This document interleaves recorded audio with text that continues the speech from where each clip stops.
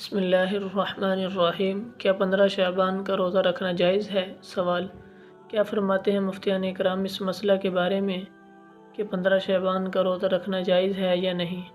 آج کل اس کا بہت رواج ہے۔ جواب: 15 شعبان کا روزہ رکھنا مستحب ہے۔ حدیث شریف سے ثابت ہے۔ اسے ناجائز سمجھنا اور اس دن روزہ والوں کو طعنہ دینا یا اس دن کے روزہ کو لازم سمجھنا اور نہ رکھنے والوں کو طعنہ دینا، یہ سب افراط و تفریط اور غلط ہے۔